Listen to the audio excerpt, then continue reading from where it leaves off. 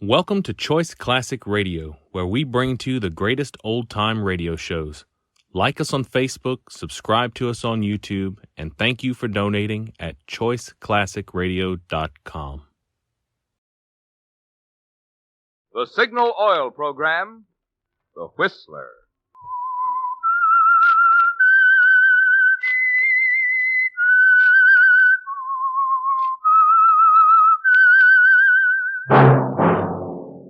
That whistle is your signal for the Signal Oil Program, The Whistler.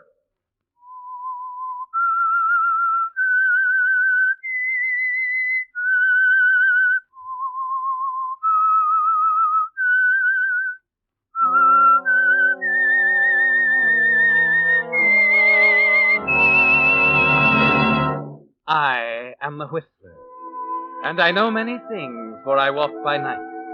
I know many strange tales hidden in the hearts of men and women who have stepped into the shadows. Yes, I know the nameless terrors of which they dare not speak.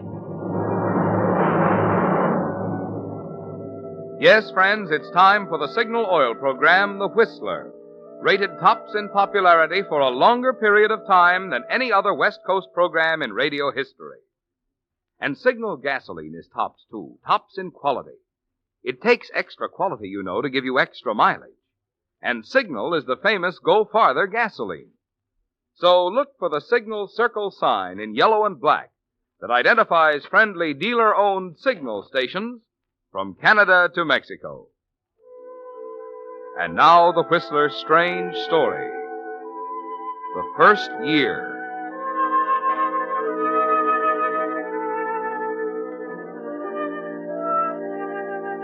The story of Lydia Winters falls naturally into two parts, separated by exactly 1 year, almost to the minute. Her marriage to Elliot Larkin ended, of course, on New Year's Eve, somewhere around midnight at a place called Silver Lake Lodge. The circumstances surrounding its ending are a matter of record now in the files of the police department, Homicide Division.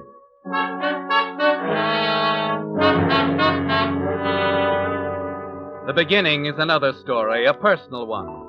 Just a year before, early on New Year's morning, Lydia Winters had stood at the door of her uncle's apartment with Elliot, listening to the whistles ushering in the new year. Darling, Huh? listen. It's official now, a brand new year. Brand new life. I better go in now, Elliot. Look, Lydia, let's go together. You can speak your piece and I'll back I've you up. already told you I want to talk to Uncle Philip alone, darling. Oh, but why waste New Year's Eve? Good Lord, woman, it'll only take a minute to I tell love the old you, boy. dear, and I'm going to marry you. But you might as well learn right now when I make up my mind, I mean it. So Marty tells me. Poor Marty. Yeah, poor Marty. Looked like you hit him with a pole axe when you told him tonight. He'll get over it. They all do. I wonder if we will. Maybe. But it'll be fun while it lasts. Lydia, why are you marrying me? Oh, you dance well, you're good looking. You have charm of a sort, and of course... My money. Your money. I'm tired of depending on Uncle Philip. Ah, you're a worldly woman. But very practical. Kiss me, darling. Good night, Elliot. I'll pick you up tomorrow at noon. Mhm. We can be married in Greenville and run up to Silver Lake Lodge for a couple of weeks, huh? You're so capable, darling. All figured out for me. Yeah, except Uncle Philip. Just leave Uncle Philip to me, dear. Good night. Good night. Happy New Year.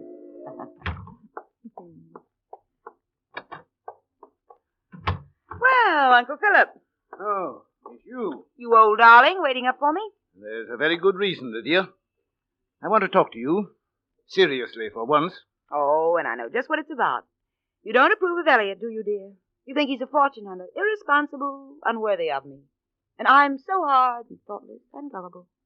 You through? Yes. Good. Then please understand this. If I have any concern about Elliot Larkin, it's on his account and not yours. Is that so? Exactly. In the proper hands, he might understand you, grow up into a decent human being. With you, he hasn't a chance. Now, wait a minute. If you think you can tell Let me... me finish. That's beside the point anyway. You're just like your mother was, Lydia. The same selfishness, the same abysmal ignorance of the true meaning of marriage. You're not in love with this man. He's not in love with you. You're pretty sure of yourself, aren't you? Of course I'm sure. Get to the point, Lydia. I will not approve your marriage to Elliot Larkin or any other man until you indicate some small understanding of what the word means, until you're able to look upon it as a sacred contract instead of an adventure. I see. Now, I'd be grateful if you'd step off the soapbox while I tell you something. I don't care what you think. Listen to me, Lydia. I'm through listening to you. I'm of age, Uncle Philip. Tomorrow afternoon I'm marrying Elliot, whether you approve or not. I don't care about you or your money or anything else. It's my life, and I intend to live it as I please.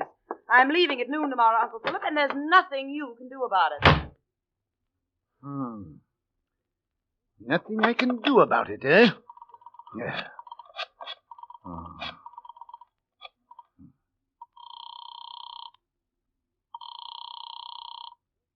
Hello? Ballinger? Yes? Phil Ridgely. I hate to get you up, old man. Oh, not at all. New Year's, you know. We're having a little party. I want to see you right away, Ballinger, about my will. Oh. How about tomorrow morning? I said right away. Now.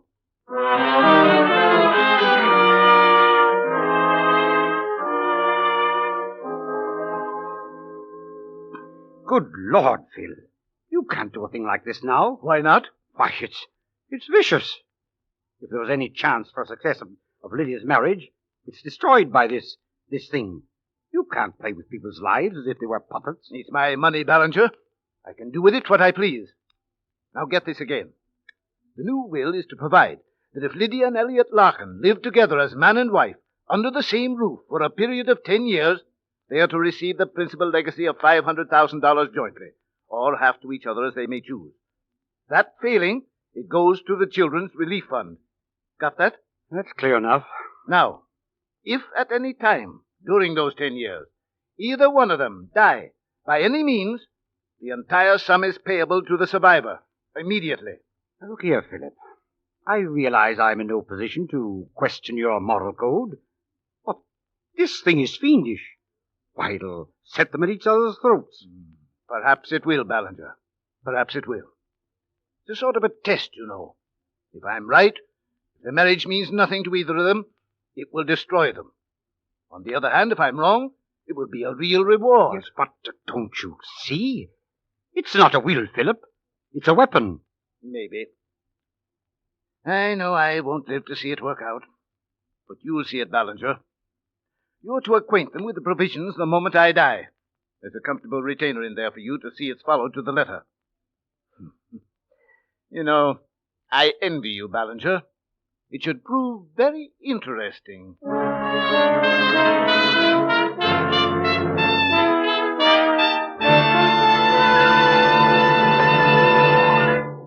With the prologue of The First Year, the Signal Oil Company is bringing you another strange story by The Whistler. But now, a brief suggestion to help you enjoy new driving pleasure during the new year. To be sure of the tops in gasoline quality, there are just two things to remember. One, in gasoline, it takes extra quality to go farther. And two, Signal is the famous Go Farther gasoline.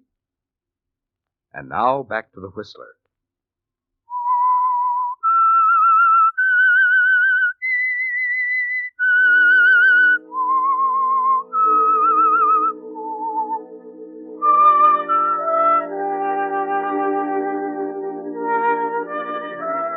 Yes, Lydia, it began on a New Year's Eve, at a party with Elliot Larkin, when suddenly, impetuously, you decided that here was the answer to Uncle Philip's tyranny, an avenue to freedom. And it's worked out fairly well, hasn't it? It's not a storybook marriage, of course, but you didn't expect that. Still, Elliot is fairly presentable, reasonable, and charming, and you're sure he's wealthy enough to keep you well-dressed and entertained. And until something better comes along, you're content. It was an evening in October that changed all that. The two of you had just arrived home from a football game. Old Johnny Gates. Can you imagine running into him that way? I felt like a lost sheep with the two of you huddled together all Well, I haven't seen him since college. Oh, here, let me take your coat. Uh-huh. There. That was a lucky break running into him that way, you know? Where's the cigarettes? Oh, a minute. Oh, here you are. Catch. Thanks. What do you mean, lucky break? You didn't pay any attention to the game. Well, he's leaving his job. He's going to the Orient. Oh? Yeah, he represents some cordial outfit, liqueurs, that sort of thing, you know. Well, I mean, that's the job he's leaving. It's a pretty good job. What's that got to do with you? He says he'll recommend me to replace him if I want it. You mean you're going to work? Well, why not? I can't be a playboy all my life. Huh? What? Elliot. Elliot, darling, what in the world got into your head? What's so funny, huh? Hell with Elliot. You working. Oh. Yeah, well, you better answer the phone. Yeah. Excuse me, darling. Hello? Mrs. Larkin? Yes? This is Mr. Ballinger, your uncle's lawyer. I'm not at home to my uncle, Mr. Ballinger. You can tell him to... Just a minute, Mrs. Larkin. I'm calling to tell you that your uncle passed away this afternoon. I see. It's my duty as his executor to read to you the terms of his will. Who is it, honey? Just a minute, please. Uncle Philip's dead. Something about the will. Oh, let me talk to him. I'll handle it. Mr. Ballinger, perhaps you don't quite understand my relationship with Uncle Philip. Wait a minute. Elliot. Give me that phone What now. do you think you're doing? Time I knock some sense into your head, Angel. You may as well know it now. We're broke. What? Oh, as close to it as you can get without selling the furniture. That's why I took Johnny up on the job. Hello? Had money? A lot of it, you Never saved. mind that now. You just tell Mr. Ballinger we'll be glad to talk to him. You hear? Go on, take the phone. Hello? Hello, Mr. Ballinger. Yes? We'll be over right away. How'd it taste, dear? What? Humble pie. I'm not in the mood for that sort of thing, Elliot.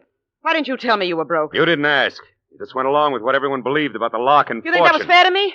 Well, it works two ways, Angel. After all, I was under the impression your Uncle Philip's worldly goods were practically in your pocket. I see. Well, I guess I'd better make this clear, Elliot. I don't love you. I never did. Oh, now take it easy. And bright and early tomorrow morning, I'm leaving this house and I'm not coming back. Really? Well, I'm going to miss you terribly. Where are you going? Does it matter very much? No, not really. Tomorrow's up to you, Lydia. Tonight, on the other hand... I'll see Mr. Ballinger alone. We're going together, darling. Somehow I'm just a little curious about your uncle's will.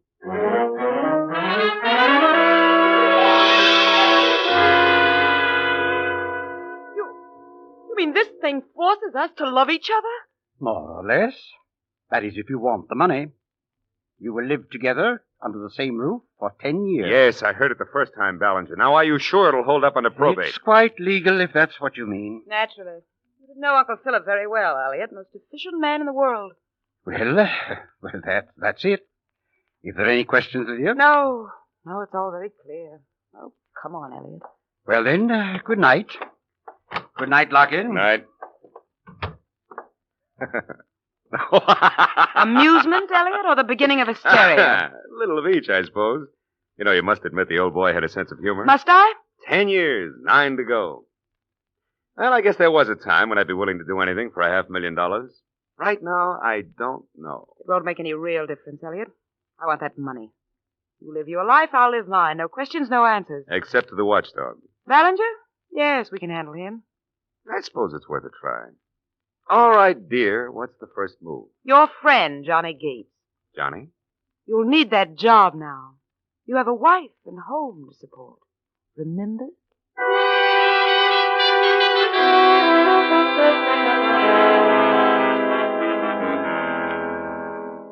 At that moment, you're forced to admit something to yourself, aren't you, Lydia? That Uncle Philip was right. That your marriage to Elliot Larkin is a farce. A hollow, mocking thing that was never meant to be. And there's something else, Lydia. The strange will. As the weeks pass, you know it for what it really is. An instrument of torture. A weapon striking back at you from the grave. Yes, Uncle Philip might as well be alive and laughing at you, telling you that you can't win. But through it all, you're determined that somehow, some way, you'll defeat Philip on his own ground. Then on New Year's Eve, the night marking your first year together, Elliot calls you at the apartment. Yes? Lydia, I thought you might be interested. I've got that job. Johnny's? Yeah, he's giving it up, leaving right away. Oh, nice. Tonight I can drink champagne that's paid for. Oh, about that. I won't be able to make dinner until later. I'm helping Johnny celebrate. Oh, don't worry about that. I meant to tell you we can skip the dinner plans. I'm meeting Marty Bell at the Zebra Club. Marty Bell, huh?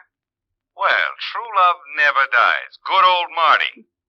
Don't tell me you object, darling. I'll see you tomorrow, Elliot. You'll see me tonight if you insist on going there with Bell. I'll come down to the Zebra Club. And what? Don't play the jealous husband, Elliot. That's really overdoing it. Goodbye. Lydia!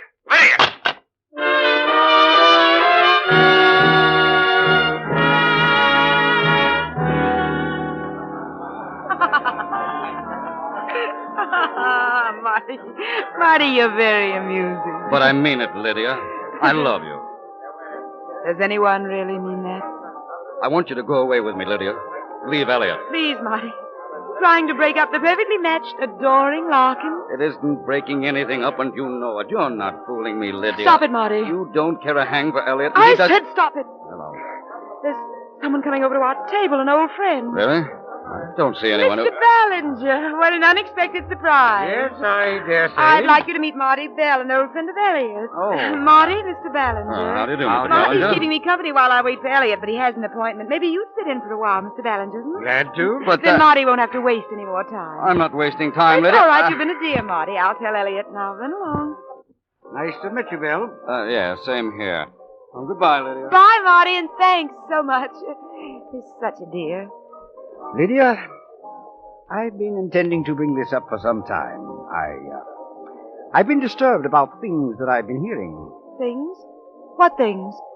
About you and Elliot. Oh? You know, when there's any sign of trouble between you, you're on dangerous ground. Why, Mr. Ballinger, I don't know what you're talking about. We're getting along beautifully. Where is Elliot, Lydia? It's New Year's Eve. You two should be together. Well, of course we should, but the night's only beginning, Mr. Ballinger. Why, I talked to Elliot only a little while ago. He's going to be here. Do you mind if I wait? I know. I'd appreciate it if you would. Wait, there he is now. He just came in. Would you excuse me a minute? I'll tell him where we are. Excuse me? Well, sure.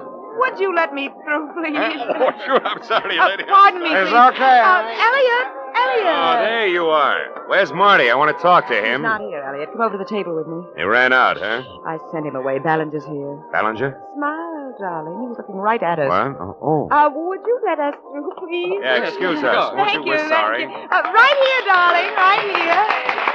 Well, here he is, Mr. Ballinger, my stray lamb. Dear, you remember Mr. Ballinger? Hello, Larkin. Yes, how are you, Ballinger? Sit down, my boy. I just ordered a round of drinks. Why, how nice. If you'll permit me, I'd like to offer a toast on your anniversary. 1 year, isn't it? That's right. Ah, one beautiful year. Yes. Well, we can drink to that, and of course to your future. May you remain as happy as you are tonight.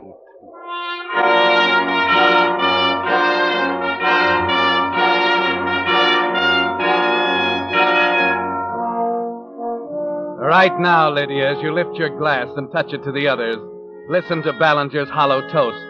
You realize that this can't go on, that 9 more years seem impossible. But it's impossible, too, Lydia, to sacrifice the money, isn't it? The money. The defeat of Uncle Philip on his own ground is uppermost in your mind. All you can think of an hour later as you sit beside Elliot in the car. I hope Mr. Ballinger doesn't think it odd, our leaving so early. I explained to him. I have to drive a friend to the airport. Oh? Johnny Gates? Yeah, he's flying to Seattle on the midnight plane. What I didn't tell Ballinger is that I'm going too. You're what? Got my ticket, suitcase in the back.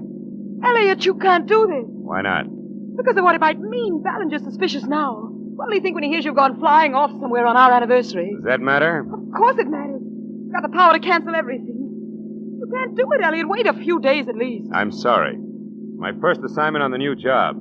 Company expects me to wire them from Seattle in the morning. Why did you agree to such a thing? Maybe I've had all I can stand, Lydia. For $500,000, don't be a fool, Elliot. Look, I'll do anything you say. I'll stay away from Marty. Anything, Elliot, just give me a chance. Well, another helping, huh? What? Same humble pie. Oh, Elliot, please. Please be reasonable. Oh, Johnny's expecting me. Lydia, I don't see how I can change things now. I'm supposed to be there. There must be a way, Elliot. You'll regret this yourself. I know you will. Well, I wonder. What?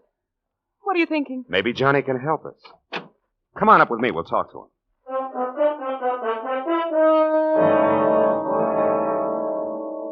Maybe I'm a little dumb tonight, Elliot. Give me another rundown on that, will you? Well, now, look, Johnny, it's simple. I'd just like an extra day here, that's all. You're flying north anyway. Couldn't you send that wire for me? To cover you with the company. That's right. Now, you see, that way Lydia and I can be together on our anniversary, and I'll be up there in a day or two. Well, I don't suppose there'll be much doing over the holiday anyway. Oh, not a thing. It's just that I don't want to beg off on my first assignment. No, that wouldn't be so good. Okay, pal. I'll handle it for Oh, you. swell. Johnny, I appreciate this, too. Forget it. Elliot's done plenty for me. Oh, Johnny, there's one more thing. I don't like the idea of turning in my plane ticket. You know, just in case the company should check. Oh, I don't think they Well, will. I'd rather not take a chance. Now, look, if it doesn't matter to you, you're leaving the company anyway. Couldn't you turn yours back and go in my place all the way through? Well, you'll feel safer. Well, Johnny, I about it. really would. Okay, let's have it. Say, I'll even check into your hotel for you. Oh, fine. We better get going. Yeah, right away. Well, I'll finish packing. Be with you in a minute. Satisfied, Lydia? Perfectly. Look, as long as we're going to make it look good to Ballinger, maybe we can go the whole hog. How do you mean? Well, after we drop Johnny at the airport, how about driving up to Silver Lake Lodge? Wonderful. Remember the first time we were there? A brand new year, a brand new life. I remember it perfectly, Elliot. I'd love to go. I think it's exactly what Mr. Ballinger would like.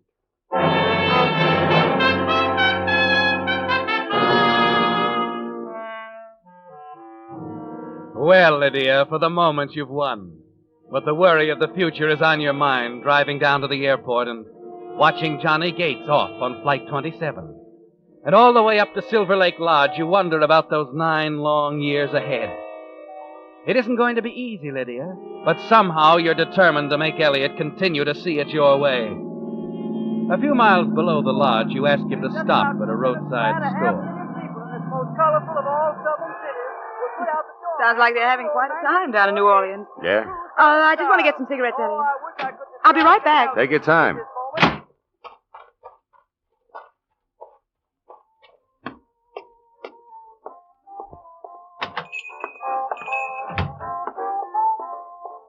Yes, ma'am. A pack of cigarettes, please. Take your pick. Oh, these'll do. Here you are. Yeah, thanks. A brief announcement, then back to the New Year's round-the-town celebration.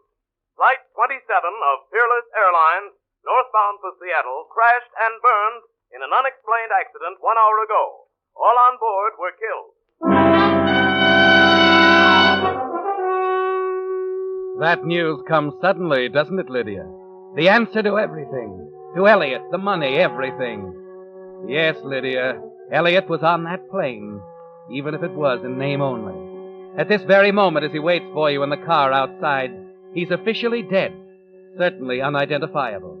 And the words of Uncle Philip's will keep running through your mind. If at any time either Lydia or Elliot Larkin die, the entire sum is payable immediately to the survivor. You know how simple it can be now, Lydia. Yes, as you close the door behind you, walk through the bracing mountain air to the car, you realize that here is the opportunity of a lifetime. Freedom from Elliot and all of the $500,000 for yourself. And looking at Elliot relaxed, waiting for you, you know you're going to kill him tonight. Sorry to keep you waiting. Oh, it's all right. Just as I went into the store, there was some sort of news flash on the radio. You hear it? Newsflash? No, some other station, probably. Yes, I suppose so. Hey, I was enjoying that. New Year's Eve in New Orleans. Please, I'd like it quiet. We'll be up at the cabin in a few minutes. Right now, I want to think.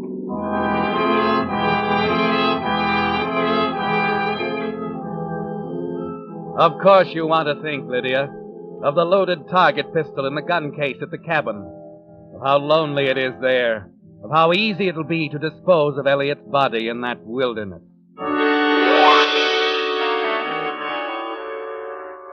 Less than an hour later, you're at the cabin, ready to put your plan in operation. The pistol is just beneath your hand, stuck between the sofa cushions as you sit before the fire Elliot has built for the occasion.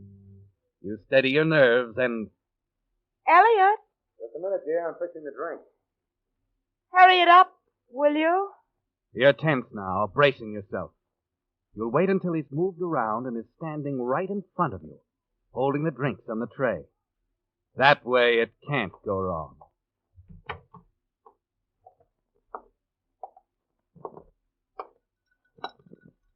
Around this way, darling.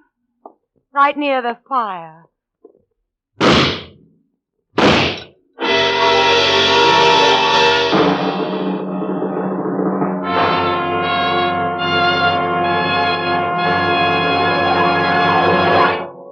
The Whistler will return in just a moment with the strange ending to tonight's story. Meantime, for Signal Oil Company and the almost 2,000 Signal dealers throughout the states of California, Oregon, Washington, Idaho, Nevada, and Arizona, I want to wish you a very happy 1948. May your new year be filled with peace, prosperity, and the good health with which to enjoy these blessings. And now back to the Whistler.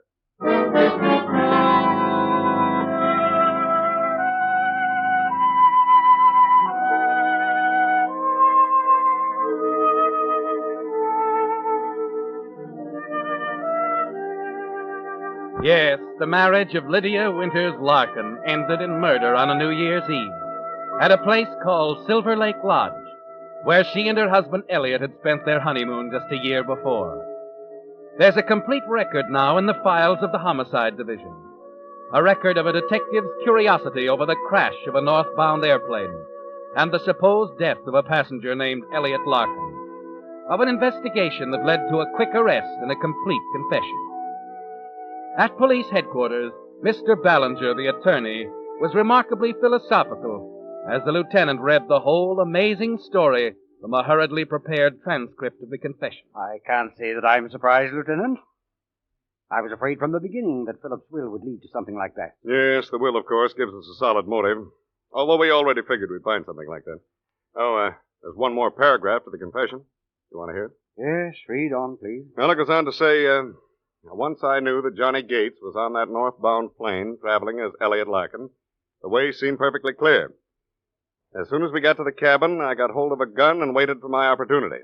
The first chance I had, I pulled the trigger twice without any warning, and it was all over. And then there's the signature, of course. The only thing I don't understand, Lieutenant, is how you were able to make the arrest so quickly. A good hunch on the part of one of the boys.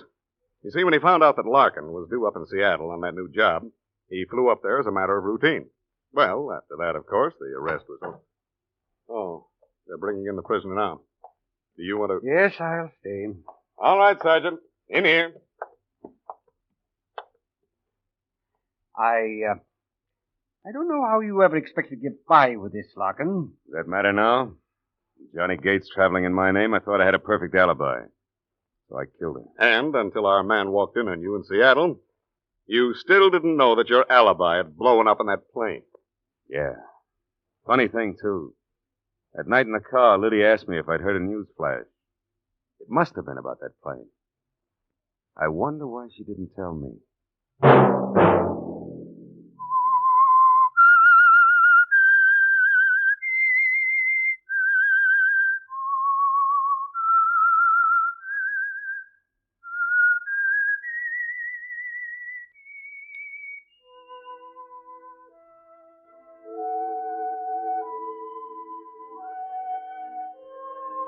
Let that whistle be your signal for the Signal Oil program, The Whistler, each Wednesday night at the same time, brought to you by the Signal Oil Company, marketers of Signal gasoline and motor oil and fine quality automotive accessories.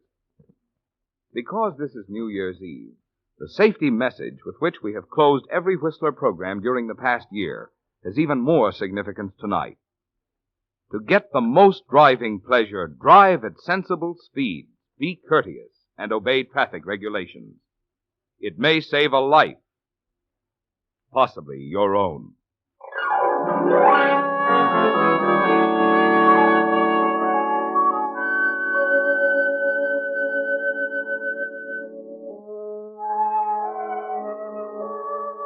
Featured in tonight's story were Betty Lou Gerson and Gerald Moore.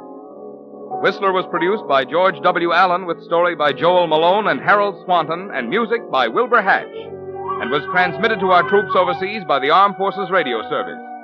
Next Wednesday, for a full hour of mystery over most of these stations, tune in a half hour earlier. Enjoy The Saint as well as The Whistler. This is Marvin Miller speaking. This is CBS, the Columbia Broadcasting System.